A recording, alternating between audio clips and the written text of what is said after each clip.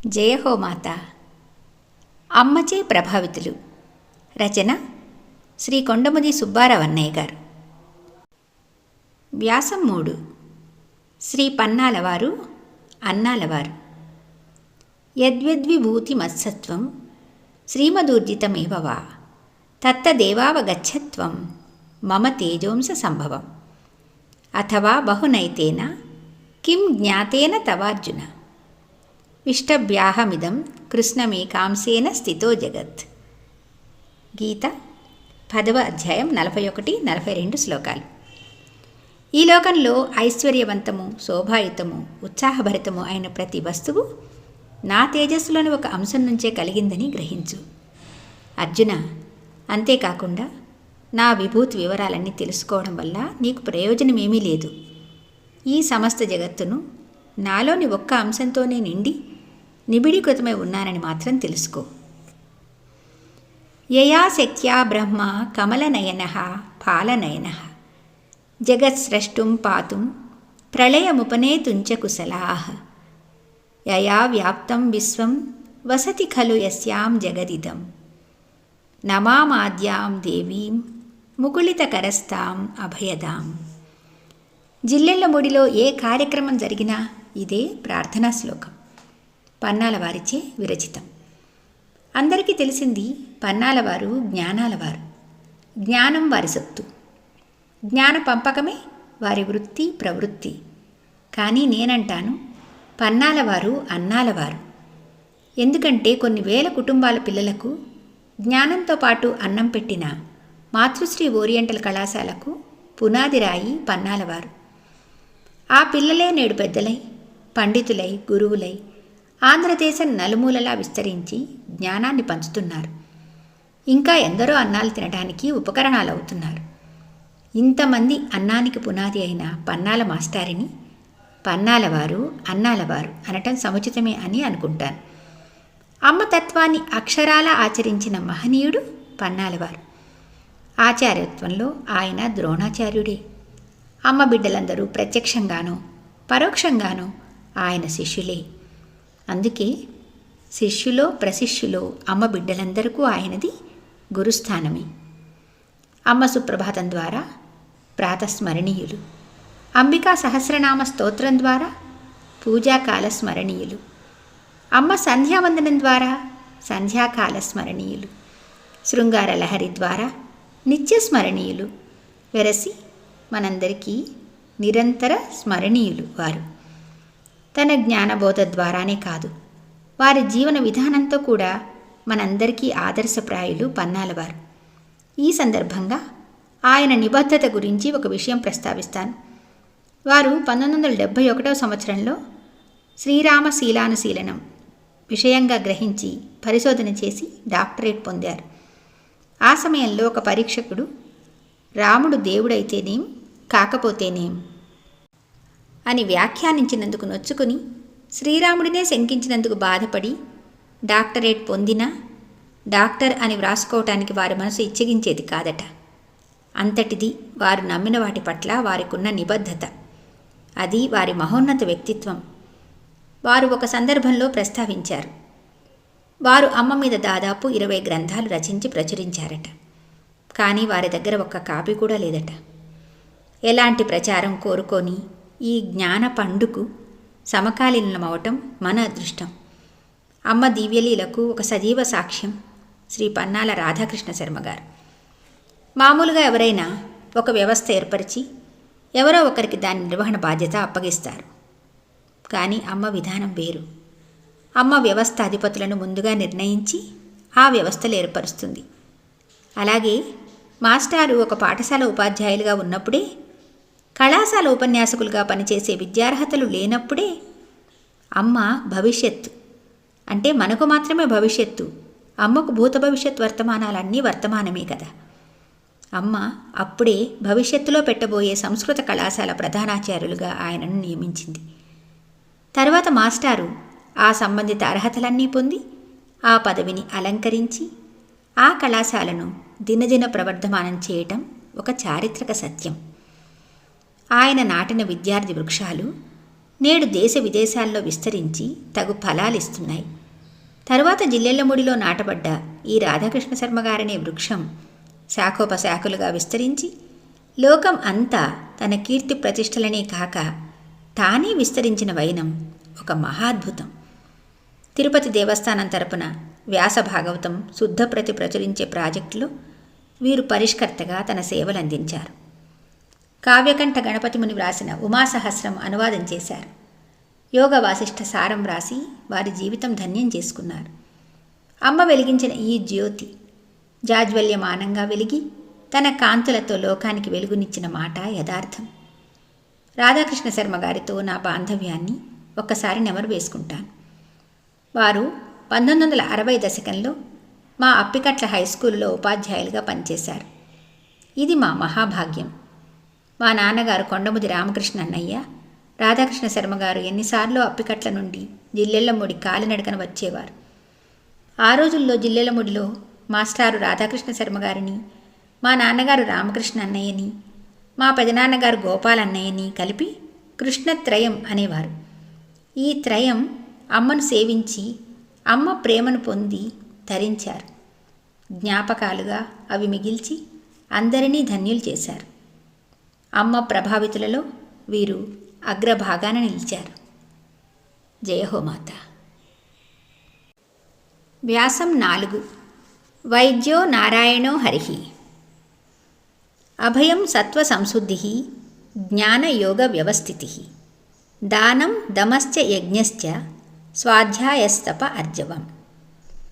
అహింసా సత్యమక్రోధః త్యాగః శాంతిరపైశునం దయా భూతేష్వలోలుప్త్వం మార్దవం హ్రీరచాపలం తేజక్షమాధృతిః శౌచం అద్రోహో నాతిమానిత భవంతి సంపదం దైవీం అభిజాతస్య భారత.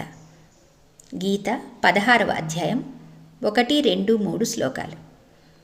శ్రీ భగవానుడు: అర్జున, భయం లేకపోవడం, చిత్తశుద్ధి, జ్ఞానయోగనిష్ట, దానం, ఇంద్రియ నిగ్రహం, యజ్ఞం, వేద పఠనం, తపస్సు, సరళ స్వభావం, అహింస, సత్యం, కోపం లేకపోవడం, త్యాగబుద్ధి, శాంతి, చాడీలు చెప్పకపోవడం, భూతదయ, విషయసుఖాలు వాంఛించకపోవడం, మృదుత్వం, సిగ్గు, చపలత్వం లేకపోవడం, తేజస్సు, ఓర్పు, ధైర్యం, శుచిత్వం, ద్రోహం చేయకపోవడం, దురభిమానం లేకపోవడం, ఈ 66 సుగుణాలు దేవతల సంపద వల్ల పుట్టినవాడికి కలుగుతాయి. ఇక్కడ వైద్యురాలు నారాయణ స్వరూపం మాత్రమే కాదు, స్వయంగా నారాయణి, నారాయణుడి ధర్మపత్ని. అవును, ఈ వైద్యురాలు ఇనజకుమారి నామధేయురాలు, పాపక్కయ్య అని ఇష్టంగా పిలుచుకునే పేరు. అమ్మ ఆదరణ అమితంగా పంచుకున్న మహాభాగ్యశీలి. అమ్మ విధానాలతో అత్యంత ప్రభావితురాలైన వ్యక్తి పాపక్కయ్య. అంతేనా, అమ్మచే వరించబడి అమ్మ అర్ధాంగిగా స్వీకరించబడ్డ మహా ఇల్లాలు. అవును, అమ్మ స్వయంగా పాపక్కయ్యకు తాళి కట్టి తనదాన్ని చేసుకుని మనకు వైద్య సేవలు అందించే మహత్తర విధిని విధించింది. అమ్మ వైద్య విధానం చాలా వినూత్నంగా, అమ్మ ప్రేమతత్వానికి దగ్గరగా ఉంటుంది. వైద్యురాలుగా కంటే ముందుగా ఆత్మీయత పంచి, ఆదరణ రుచి చూపించి, ఆత్మవిశ్వాసం ప్రోదికొల్పి ఆ తర్వాత వైద్యం చేసే వైద్య విధానం ఈ డాక్టర్ అక్కయ్యది. ఈ అమ్మతత్వం జోడించిన వైద్య విధానం డాక్టర్ గారి సొంతం. డాక్టర్ గారి మొదటి పలకరింపుతో రోగం తన సగం సామాన్ సర్దుకుంటుంది.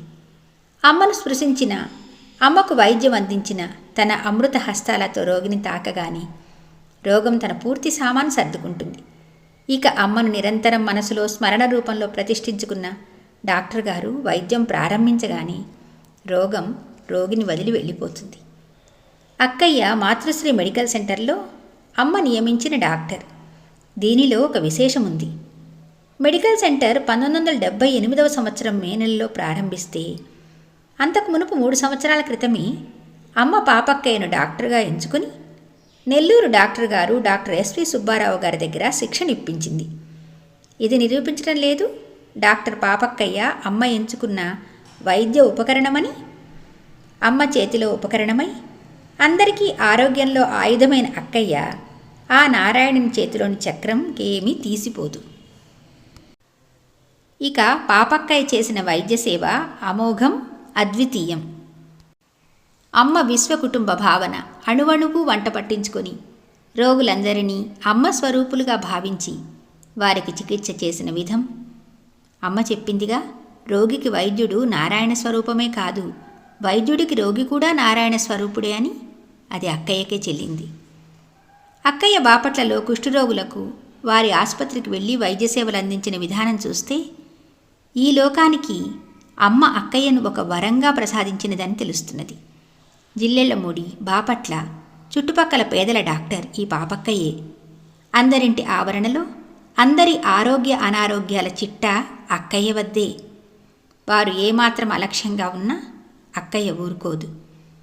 అక్కయ్య ఆరోగ్య చక్రరక్షణలో మనందరం సురక్షితులమే. జయహో మాత. జయహో మాత. వ్యాసం 5. పొత్తూరి మైత్రిపురి. మయా తతమిదం సర్వం జగదవ్యక్తమూర్తినా మస్సాని సర్వభూతాని న చాహం తేష్వస్థితః నచ మస్సాని భూతాని పశ్య మే యోగమైశ్వరం భూతభృన్న చ భూతస్థో మమాత్మా భూతభావనః యథాకాశస్థితో నిత్యం వాయుః సర్వత్ర గోమహాన్ తథా సర్వాణి భూతాని మస్సానీత్యుపధారయ. గీత 9వ అధ్యాయం 4, 5, 6 శ్లోకాలు.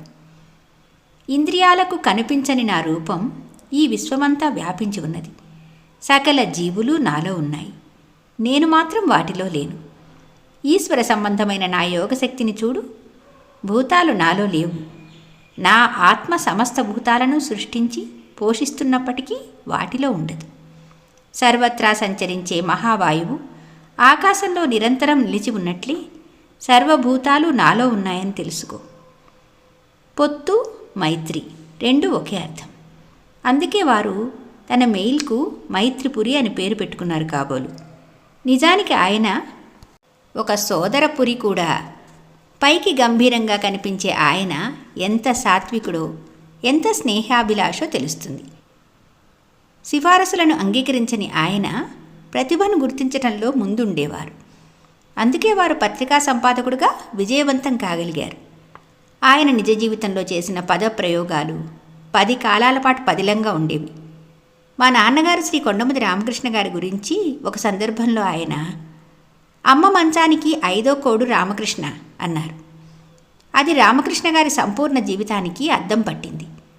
అలాగే రామకృష్ణ గారి మరణానంతరం వారొక మాట అన్నారు, అమ్మ రామకృష్ణుల మరణంతో ఒక శకం ముగిసింది అని. ఇది సంపాదకుడుగా వారు సాధించిన పరిణితి. అల్ప వాక్యాలలో అనంతమైన అర్థం వారు సాధించారు. వారిలోని సంపాదకుడు నిత్య జాగరూకతతో ఉండేవారు. ఎవరి పుస్తకాలు ప్రచురించబడినా ఒక కాపీ వారి దగ్గర ఉండవలసిందే. రామకృష్ణ అన్నయ్య పుస్తకం అంతఃసూత్రం ప్రచురించినప్పుడు ఒక కాపీ అడిగి మరీ తీసుకున్నారు.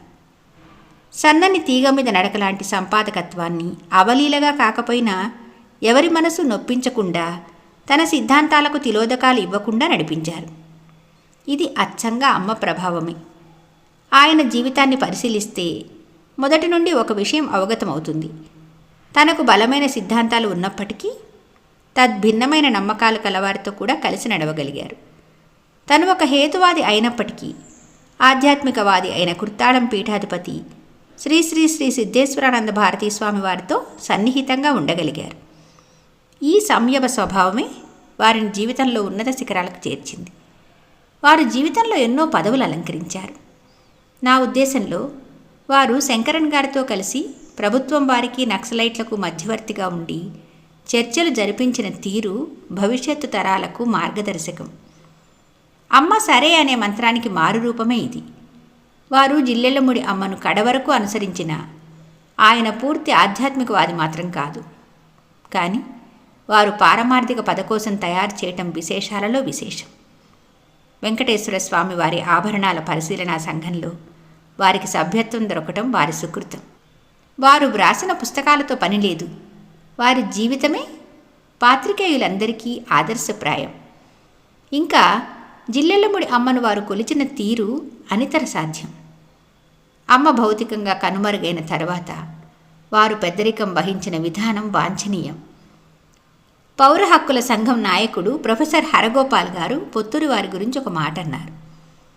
జిల్లెళ్ళముడి అమ్మ మాతృత్వం గురించి నక్సలైట్ల త్యాగం గురించి అమ్మకు చెప్పగలిగిన ఏకైక వ్యక్తి శ్రీ వెంకటేశ్వరరావు గారే. ఇది వారి మధ్యవర్తిత్వానికి పరాకాష్ట. వారు వ్రాసిన వారి జీవిత చరిత్ర విధి నా సారథి, లోకోత్తరం. నాకు అనిపిస్తుంది గాంధీజీ జీవిత చరిత్ర మై ఎక్స్పెరిమెంట్స్ విత్ ట్రూత్ తర్వాత అంత విశిష్టమైన గ్రంథం ఇది. తన విజయాల కంటే అపజయాలకే ప్రాధాన్యత ఇచ్చి వ్రాసిన గ్రంథాలివి. తన విజయాలకు అపజయాలకు అమ్మ దయ అని సంపూర్ణంగా విశ్వసించిన విశిష్ట వ్యక్తిత్వం శ్రీ పొత్తూరి వారిది. వారు చివరి వరకు అమ్మను అభిమానిస్తూనే తమ జీవితాన్ని గడిపారు. ఏ వస్తువు వారి దగ్గరకు వచ్చినా మొదట అమ్మకు సమర్పించి కానీ వారు అనుభవించేవారు కాదు. అది కూర్చునే కుర్చీ కావచ్చు, పడుకునే పరుపు కావచ్చు. అమ్మకే ప్రథమ తాంబూలం, తరువాతే వారి వంతు. ఇది కడవరకు వారు పాటించిన సూత్రం. మనందరికీ వారి మార్గం అనుసరణీయం, అభిలషణీయం. జయ హో మాతా.